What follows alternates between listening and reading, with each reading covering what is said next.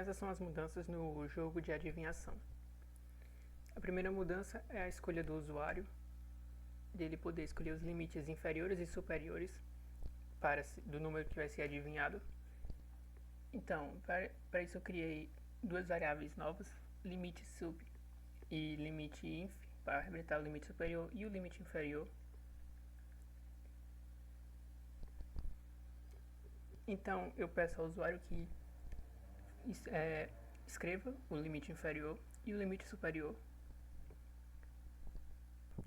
Então, em número secreto, usamos a função range, atribuída ao limite superior menos limite inferior mais 1, mais o limite inferior novamente para podermos calcular a distância dos dois.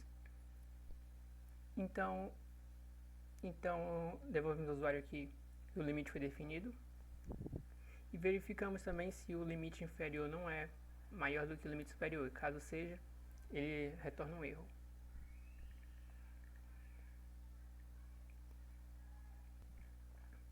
A segunda mudança vai ser pelo define, onde nós vamos setar a mudança dos números de tentativas de acordo com sua dificuldade. Difícil, médio e fácil. Então mudamos aqui no switch de dificuldade. A terceira mudança seria para perguntar ao usuário se ele quer jogar novamente depois que o jogo acaba. Para isso colocamos todo o código dentro de um do.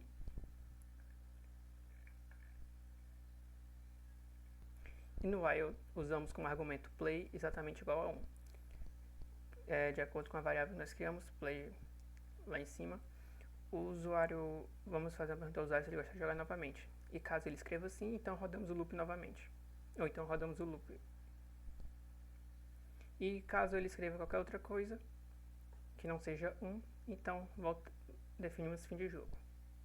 Para a quarta mudança, eu criei uma variável chutado, onde eu armazeno o último número chutado pelo jogador. Então, quando ele jogar novamente, escolher um novo número, vamos comparar ao número que está armazenado chutado.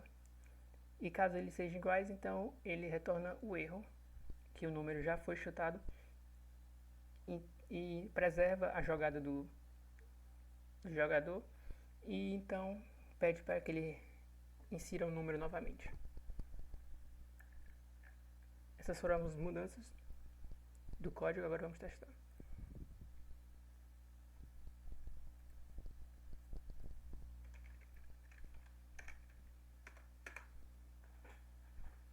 Primeiro, aqui então, selecionamos os limites. 100. Limite definido, 1 a 100. Qual é o seu primeiro chute? 50. Seu chute é maior que o número secreto. Se eu tentar chutar 50 novamente, 50 já foi chutado, então ele pede para me chutar, ele preserva, pede para me chutar o segundo número novamente. Ok, agora no final quando perdemos ou ganhamos, tanto faz, ele pergunta se gostaríamos de jogar novamente. Se sim, inserimos 1. Se não, qualquer outro número inserido, ele retorna fim de jogo. Certo, agora inserindo qualquer outro número ou qualquer outra coisa, fim de jogo.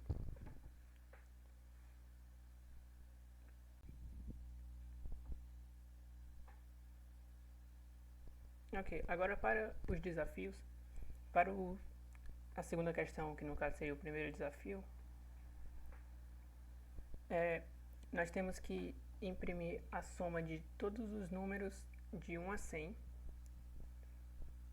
como ele pede na questão. 1 mais 2, mais 3, mais 4, mais 5, até 100.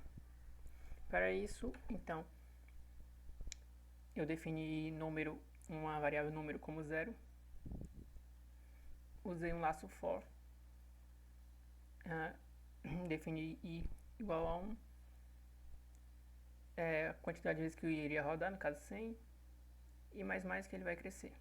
Então, num seria mais igual a 1, que é equivalente a num é igual a num mais i. Então printamos o número 5050.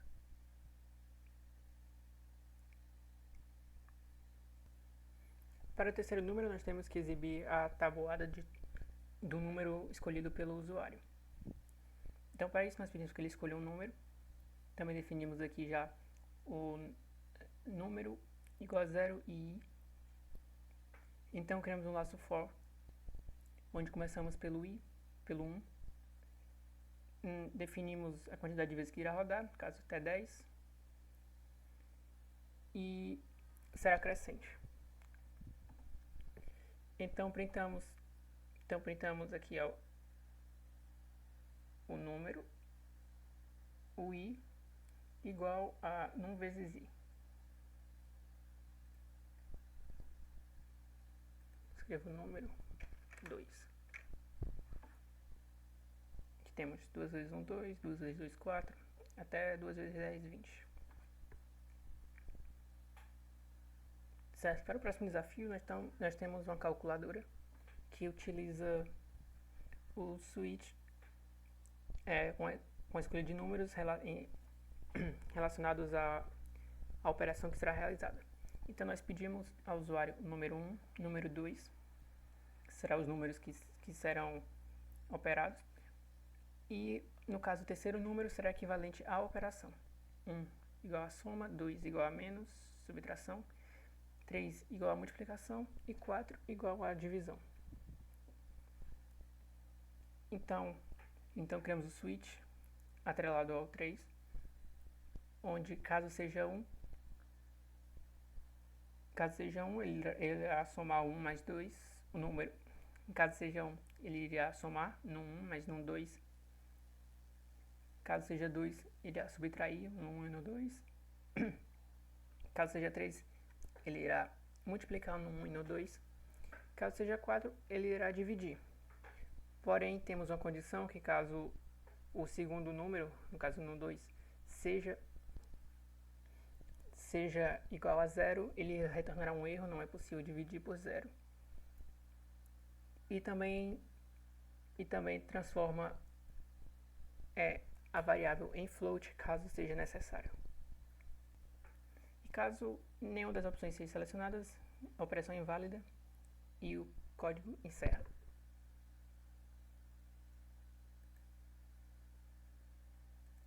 Está o primeiro número. 5, 8. Vamos multiplicar. 5 vezes 8, 40.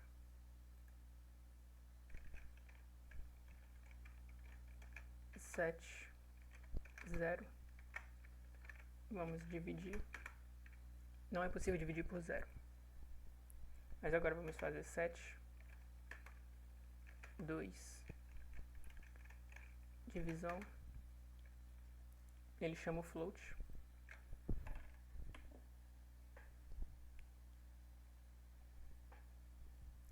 Esse foi o desafio da calculadora. Para o desafio 5, temos que calcular o fatorial de um número escolhido pelo usuário. Então, pedimos ao usuário que escolha o número, armazenamos ele em num e criamos a variável fatorial, onde fatorial igualamos a 1 em num definimos onde vai parar, que no caso seria em números maiores que 1. Então declaramos uma função, declaramos que será decrescente. Então em fatorial asterisco igual a num, quer dizer que fatorial vai ser igual a fatorial vezes número. Então printamos fatorial.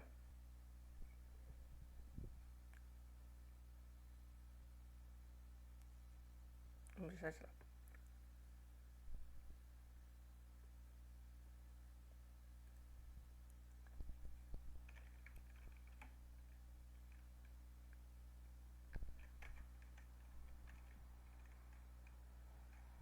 5, 120.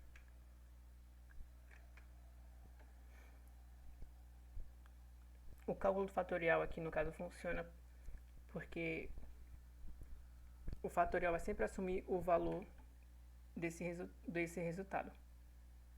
Então, sempre vai ser adicionado, sempre que removemos o menos 1, aqui ele será sempre atribuído o novo valor e sempre será multiplicado pelo anterior, né? Já que estamos decaindo o número. Então, resulta no fatorial, né? Multiplicar pelo anterior até que ele seja maior que 1. Precisamos criar duas funções à parte, a função trocar e a função ordem, onde a função trocar nós vamos sempre trocar os valores dos números utilizando o temp como auxiliar, onde A vai ser igual a B e B vai ser igual a temp, enquanto temp tem o valor de A. E na função ordem, nós vamos sempre reorganizar de acordo com o valor de cada variável. Quando A for maior que B, então vamos chamar a função trocar, né? No caso vai trocar os valores, que é essa daqui. A e B. Quando B for maior que C, vamos chamar a função trocar, vai trocar os valores de B e C. Quando A for maior que B, vamos trocar novamente aqui, A e B. Assim vamos poder ordenar de acordo com o maior.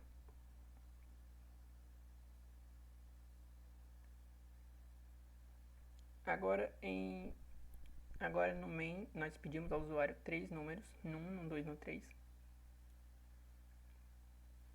E chamamos a função ordem, no 1, no 2 e no 3 aqui como argumento, para poder, que no caso vai executar isso aqui, que vai reorganizá-los.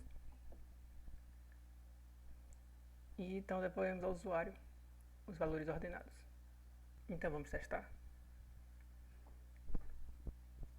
Digitar o primeiro número,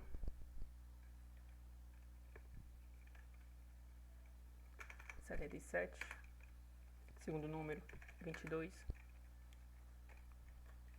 168.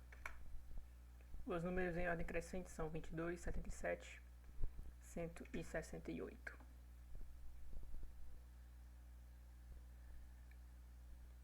Esses foram os desafios da terceira lista de fundamentos da programação.